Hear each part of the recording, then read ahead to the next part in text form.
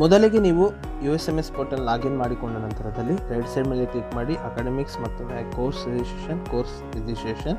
ಇಲ್ಲಿ ನೀವು ಯಾವ ಒಂದು ಪದವಿಯನ್ನು ಪಡಿತಿದ್ದೀರಾ ಆ ಒಂದು ಪದವಿಯ ಸೆಮ್ನ ಇಲ್ಲಿ ಸೆಲೆಕ್ಟ್ ಮಾಡ್ಕೊಳ್ಳಿ. ನಾನೀಗ 5ನೇ ಸೆಮ್ನ ಪದವಿಯನ್ನು ಸೆಲೆಕ್ಟ್ ಮಾಡ್ಕೊಳ್ತೀನಿ. ನೀವು ಓದುತ್ತಿರುವಂಥ ಪದವಿಯಲ್ಲಿ ಯಾವ ಒಂದು ವಿಷಯಗಳನ್ನ ಆಯ್ಕೆ ಮಾಡ್ಕೊಂಡಿರ್ತೀರ ಅದನ್ನು ಕರೆಕ್ಟಾಗಿ ನೋಡಿಕೊಂಡು ಮತ್ತು ಆ ಒಂದು ಕೋರ್ಸ್ನ ಕೋಡ್ಗಳಿರ್ತವೆ ಆ ಕೋರ್ಸ್ ಕೋಡ್ಗಳನ್ನ ಸೆಲೆಕ್ಟ್ ಮಾಡ್ಕೊಳ್ಳಿ. ಕರೆಕ್ಟಾಗಿ ಸೆಲೆಕ್ಟ್ ಮಾಡಿದ ನಂತರದಲ್ಲಿ ನಾನೀಗ ನಮ್ಮ ಒಂದು ಕೋರ್ಸ್ನ ಕೋಡ್ನ ಸೆಲೆಕ್ಟ್ ಮಾಡಿದ್ದೀನಿ.